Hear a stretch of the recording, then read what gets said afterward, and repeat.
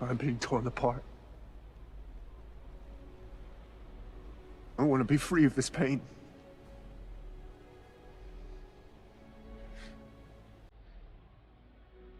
I know what I have to do, but I don't know if I have the strength to do it.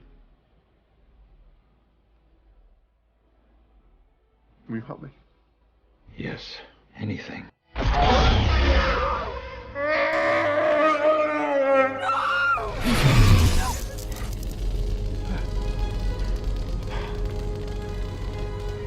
Thank you.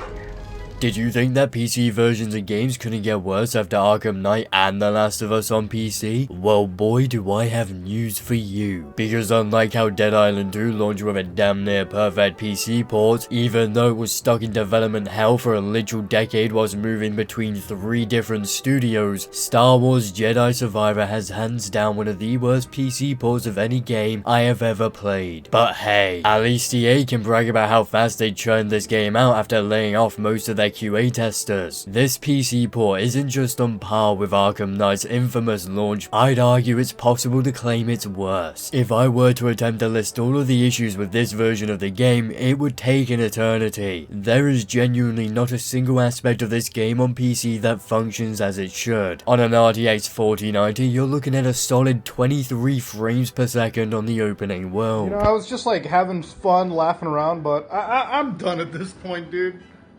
22 frames, bro. Fuck Respawn, fuck EA. How they could sell this for $80 is insane. In a best case scenario, you're getting 90 FPS on a motherfucking 4090, but most of the time you're looking at barely 60 FPS. Now what about a realistic high-end PC build? I myself have an RTX 3070 Ryzen 9 5900X 32GB of DDR4 memory and a Samsung 980 Pro as my SSD. So at the bare minimum I should be seeing between 60 and 80 FPS at 1440p at any point in the game. That isn't a matter of opinion, that is a statement of fact. Do you want to know what I'm getting in terms of FPS in the open world area of Jedi Survivor during a boss fight? A baffling 15 FPS at times. That's kind of small. Yikes. No, I'm not joking. With FSR set to balance and a mix of high and medium settings, this pile of shit port was locking me to 15 FPS with some of the worst frame times I have ever seen in my entire life. Now in fairness, you won't experience this awful level of performance all the time because this is the most broken port I have ever experienced. It is on par with Saints Row 2 and goddamn GTA 4 on PC. On Coruscant, I was experiencing between 23 to around 55 FPS, with again, insanely high frame times and basically no usage of my GPU, and I was so very hopeful when I left that shit heap to go to the second planet because I landed on that bad boy and I finally saw the game actually utilizing my GPU. Not properly might I add, but it was finally being used. And then the game said sight, taking my FPS down from 60 to a staggering 23 FPS.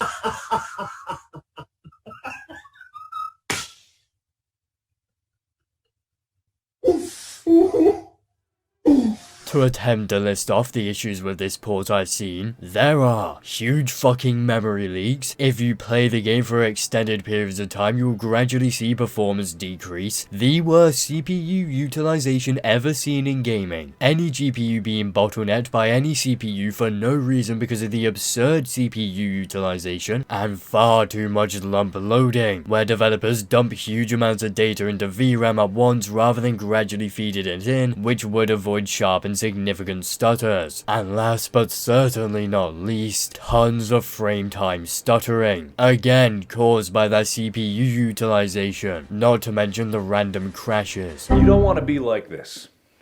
This is disgusting. This is awful in every way. If I could kill it, I would.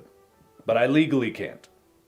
But I've considered it. When I say there isn't a single aspect of this port which isn't broken, I mean it. FSR2, for example, barely affects performance, merely adding on at most an extra 2 FPS in my experience. Changing your settings from epic to low won't affect shit because of the comically bad CPU utilization. That means in most cases, the game is unable to actually use most of your GPU's capabilities, and even the goddamn menus are barely functional unless you plug a controller in. Something I think we can all agree on on is absurd considering the fact this is the PC version of the game. Despite the cursor on the screen and me being able to click each toggle, I cannot click on the arrows in order to edit said toggle. There's also no image or even a bloody description to showcase the changes to the visuals of Jedi Survivor per setting, something that wouldn't bother me too much even though there is clearly room for such basic things if there were a VRAM counter. This is a game that requires 8GB of VRAM at minimum, and has been proven to use up to nearly 20GB of VRAM if it is able to, despite clearly not needing it, and yet it has no built-in metric to allow you to measure whether or not your system is capable of running whatever settings you are attempting to run, meaning you possibly have to spend hours like I did trying to find a setting that doesn't run like ass. Unfortunately, that's just not possible anyway, thanks to again the CPU utilization. And as Alex from Digital Foundry stated, everyone is getting stutters in Jedi Survivor. No one can claim the game is smooth. If someone is claiming the game is smooth, ask them to post an entire playthrough of Coruscant or the town of Kobar with a frame time graph active. It will show stutters even in 3D cache risings. Every time a game releases with awful frame time issues, there are always those that want to make it into "oh, your hardware is the problem" thing. It's fine on my PC, when that is literally impossible. People saying such things just do not notice or ignore the stutters. There is flat out no way to get this PC port to run in a stable manner because of the nature of the optimization, or more specifically complete lack of optimization. The reason I believe this game runs the way it does regardless of settings and regardless of hardware is because I suspect the game is not coming close to utilizing CPU multi-cores effectively and or properly. This means that it essentially relies on single threads, hence your hardware not mattering, and hence why even in 3D cache risings you're seeing immense frame time stuttering. It's also likely the reason for the shoddy performance in consoles as well. If you are on console and thinking about buying this game, unless you want to be stuck in 2010 frame rates aka 30 FPS, you're going to have a fairly negative experience with this title, as performance mode is having severe screen tearing issues, frame rates between 40 to 50 FPS, and almost laughably bad HDR support. But how exactly did EA respond to people rightfully calling out that bullshit in the Steam reviews and on YouTube? Well, they took a page out of the AAA handbook, exactly like Naughty Dog did with the Last of Us PC port. Specifically the page about the AAA scam cycle. Start charging $70 for your games, knowingly rush the developers into releasing a title in a near unplayable experience, scam tens of thousands of customers, and then make sure to attempt to gaslight the customer into believing it's their fault and ultimately barely fix the game across a plethora of patches in the coming weeks. EA intentionally released what can only be described as a flat-out scam, knowingly, and then made this statement. A note from the Jedi team on the PC version of Star Wars Jedi Survivor. We are aware that Star Wars Jedi Survivor isn't performing to our standards for a percentage of our PC players, in particular those with high-end machines or certain specific configurations. For example, players using cutting-edge multi-threaded chipsets designed for Windows 11 were encountering problems on Windows 10, or high-end GPUs coupled with lower performing CPUs also saw unexpected frame loss. Rest assured, we are working to address these cases quickly.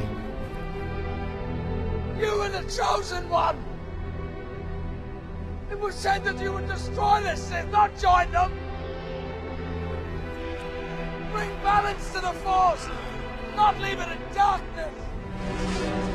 I always love it when AAA publishers charge $70, knowingly scam their customers, and then pretend as if they never knew these issues were going to happen, whilst attempting to gaslight the consumer. The fact alone that EA is pretending as if they weren't aware of these issues before launch, and just happened to stumble upon them after launch, is completely laughable, since this is the only game in existence to have implemented full-blown menu systems in order to tell the player that their game is completely broken. I have never seen this in another game, and I have never heard of this being in another game. But what I do expect is to see it more often, since this game has managed to top the Steam charts still, despite the abhorrent release of this version. There are so many things wrong with that statement, but most importantly, what the fuck do they mean by multi-threaded chipsets designed for Windows 11, encountering problems on Windows 10? Not only is the performance difference between Windows 11 and Windows 10 10, not even considerable in any scenario, since there's practically no difference between those OSs, and at most you'll have a 1 to 5 FPS difference between the two that could go either way. But there's just also that classic AAA response of a percentage of our PC players or some of our PC players are encountering these issues, when in reality, the only people who aren't quote-unquote experiencing these issues are just the ones who haven't noticed them. It doesn't mean they aren't experiencing them. It just means they aren't knowledgeable enough to know they're being scammed. The fact they are blaming consumers for having the quote-unquote wrong configurations is laughable. This title has proven time and time again does not run well no matter what. It is barely possible to get it to run above 60 FPS even on a 4090. GPUs being paired with supposed lower performing CPUs is not the issue. My testing in it of itself proves that, since my CPU is overkill for a 3070. The rest of the statements don't get any better either, since they further attempt to blame the fact there's no single comprehensive solution for PC performance, which is simply not true. Game engines handle a lot of this stuff on the back end, and drivers exist for a fucking reason, as you so brilliantly pointed out when you copied Naughty Dog's gaslighting attempts. If you see any developer and or publisher claiming that the lack of comprehensive PC builds is the issue, that almost always only translates to nothing more than, fuck you, we don't care about optimizing our games because we know you'll buy this shit anyway. Is it harder to optimize for PC than consoles? Absolutely yes. But is it as hard as these AAA scammers like Naughty Dog and EA are attempting to claim? The answer is a resounding no. If a game like Dead Island 2 can release with a damn near perfect PC port after a literal decade of development hell after moving between 3 different studios, then there is zero excuse for anyone to be releasing broken garbage like this. All in all, this is not an acceptable port in any capacity, and this is clearly not a company you should be supporting, despite the fact the game, underneath all the performance issues on consoles and PC, is fantastic. I didn't think I really needed to say that you shouldn't support EA, but for some reason people have managed to convince themselves EA has changed a lot, when they clearly haven't. So with all that being said, we have finally come to the end of this video, and so I will now beg you to do all the things YouTubers love to beg you to do, aka check out the Discord server, the Twitter, as well as like, comment and subscribe. So I will see you all in the next video.